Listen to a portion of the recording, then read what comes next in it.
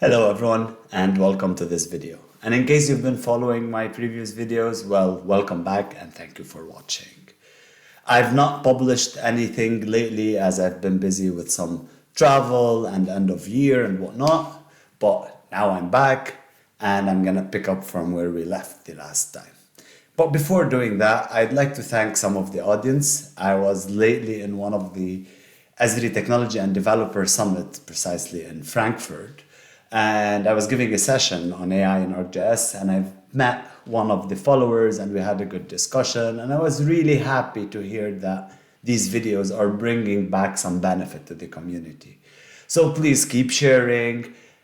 Tell me what I've done well, what I can do better, and I'm more than happy to adjust and accommodate, as this is one way to really help the community adopt the latest technology in geospatial AI precisely.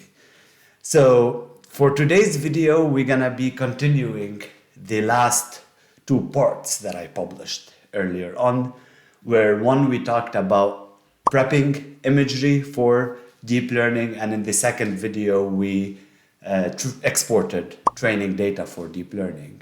I'll drop the links for both previous videos in the description. In case you've not watched them, I highly recommend doing that, as today is gonna be picking up from where we left last time. So with that, let's jump to my ArcGIS Pro and get this started. So we are in Pro, and before getting started, I'd like to show one update that came in with 3.6. I'm running ArcGIS Pro 3.6, by the way. If we go to About, I can see that it's 3.6.0. What I want to show is in Package Manager, that's where all the Python libraries that are running are being managed. You can add packages in here. It's highly recommended that if you're gonna do so, clone this environment. I'm not adding any packages. I'm just clicking on Environment Manager and I'm chasing this small icon here. Deep Learning Packages present in this environment. It's a good check before doing any deep learning workflow, specifically training and inferencing, to have these libraries installed so you don't run into any issues. Now, in case you don't see this, let's see how to download it and get it. In case you have it, you can skip a couple of seconds of this video. I'm gonna grab a browser, and in the browser, I'm gonna type deep learning, and you can see the continuity libraries, ArcGIS. Gonna click that, and in here, you'll see two useful links. This is the documentation link, and this is the GitHub repo link. Gonna click on the GitHub repo link, and as I scroll down, there's some explanation, highly recommended to read. There's the download, which in this use case, you will need to download Deep Learning Libraries Installer for ArcGIS Pro 3.6. In case you're running Deep Learning Studio and ArcGIS Enterprise, then it's instrumental to download the installer for ArcGIS Server 12.0. Maybe in later videos, we'll get to cover a bit about Deep Learning Studio and how it works. For today, this is all what you need. In case you still have 3.5, you might need this. The workflow should run with 3.5, but I highly recommend the update. As you're gonna see, there's some cool stuff that came in. So with that, let's navigate back to ArcGIS Pro. Click back, and we're here. Got my maps. I'm gonna open my training prep. This is the last map we've worked with in the previous video. We can see the imagery out there. If you remember, we did a couple of raster functions with a combined RGB plus NDSM. We've got our training area, which are essential masks and export training data to avoid exporting no data labels. And we've got the trees examples out here. What I want to explore, just as a refresher out there, is if I expand my folders, you see trees classified tiles. That's what we exported. We've got the images out here, and we've got the labels down here. In case you want more information about this, please watch the previous video as we go into the details of each of these types. For now, I'm gonna click on this and show in File Explorer. In the File Explorer, I'm interested in stats, and there where I can learn a little bit about my images, how many images I do have, the chip size. You see the number 4, which stands for bands in there, and that's pretty instrumental. The classes, which is 1 stands for tree, and couple other useful information. Highly recommended just to understand what training data you're working with. I'll close this, navigate to geoprocessing, and really we want to continue now. So what I want to work with is train deep learning models. I'll search the tool and I'll open this guy out here. Now the first instrumental part for training a model is the input training data. We just saw that. All what we have to do is navigate to the folder training data, click trees classified tiles and click OK. This will take a moment to load. Give it some time. I'm gonna cut the video and continue once it's loaded. So the input training data is loaded and we see that a couple of different parameters were automatically filled down there. What I want to do is first change the output folder of the model. I'd like to always store that in my default directory. So I'll go ahead and create a new folder. I usually call it models. And then in here, I'll store any models that I save. And keep in mind, I've tested this workflow. I know what the different parameters are and how should we get to a working model. In a lot of use cases, you might want to go through an iterative process of training, and that's where you might have multiple models. So storing them in one directory is always a bit easier. I'll got that selected, and I'm gonna just call it trees SAMLoRA for band, just for me to be able to remember it. And we'll discuss that in a moment, the different naming convention.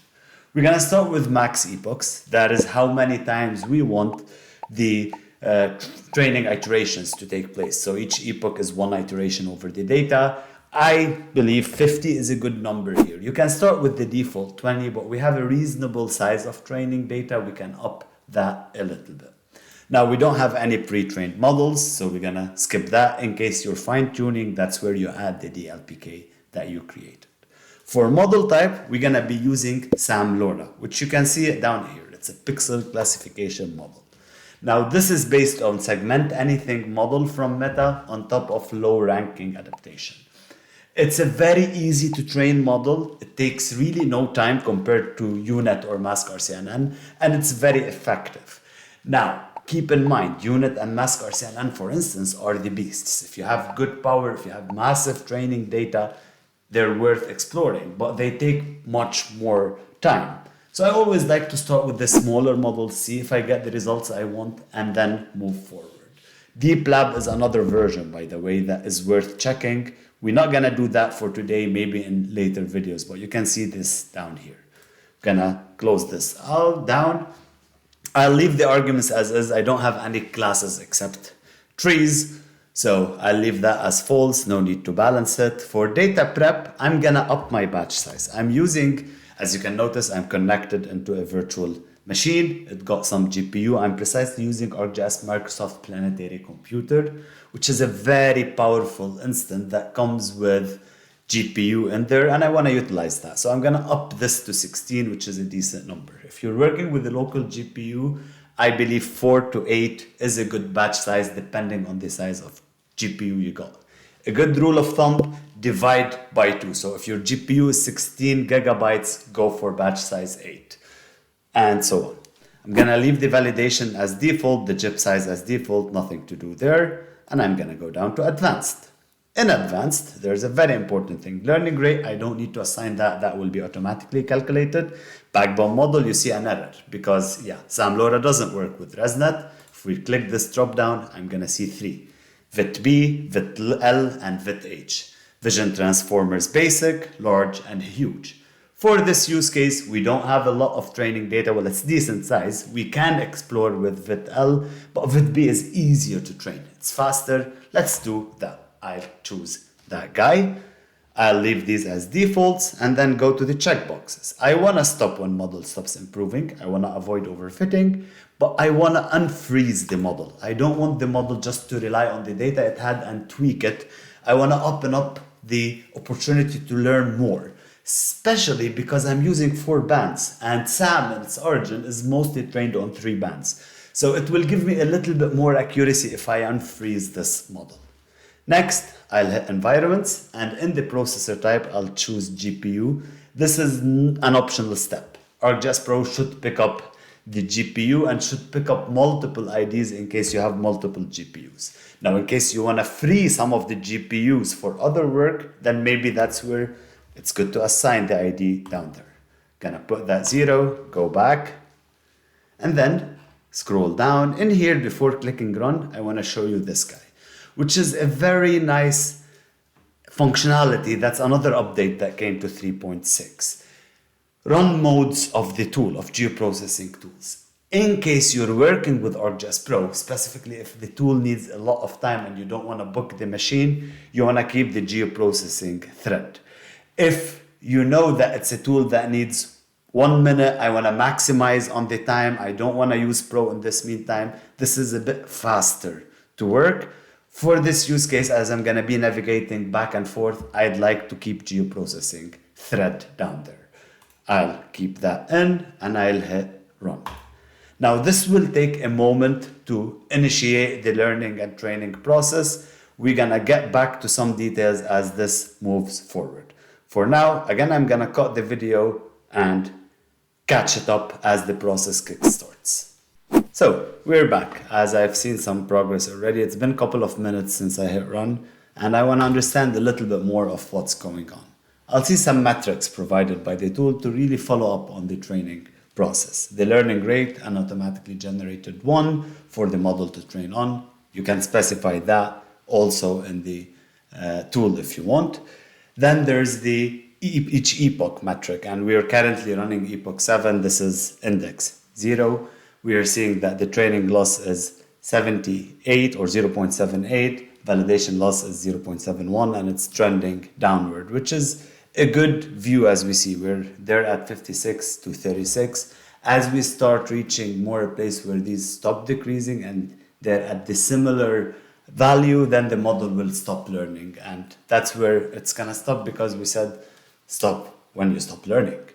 Now for the accuracy, we're at 89%. We started at 68. Pretty good values, pretty good progress. It's trending upward.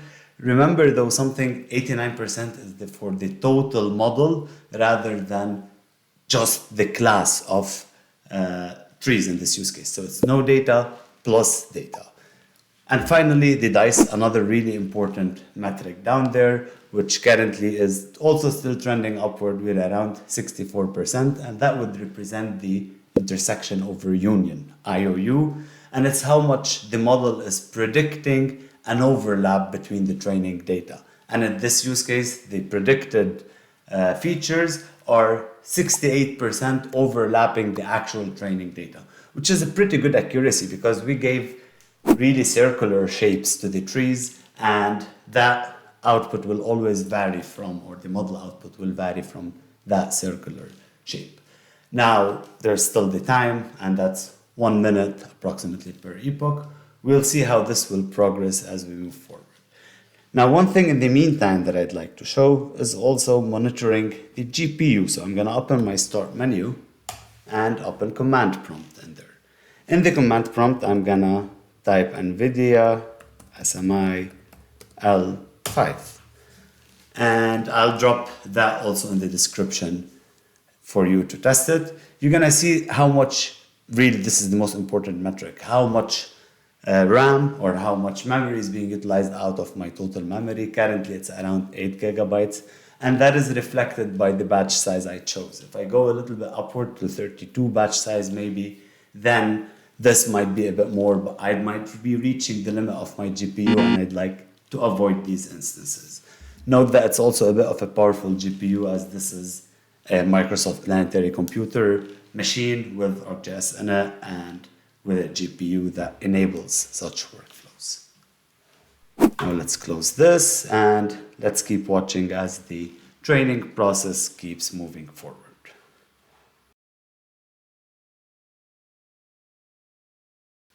So the training process is done. We can see that it took 17 minutes, 24 seconds. Not bad, really. We've got a model with an accuracy precision of 77%. And notice that I automatically focus on the class and the percentage there. As the no data here, yeah, it's no data. I'm interested in the 77%.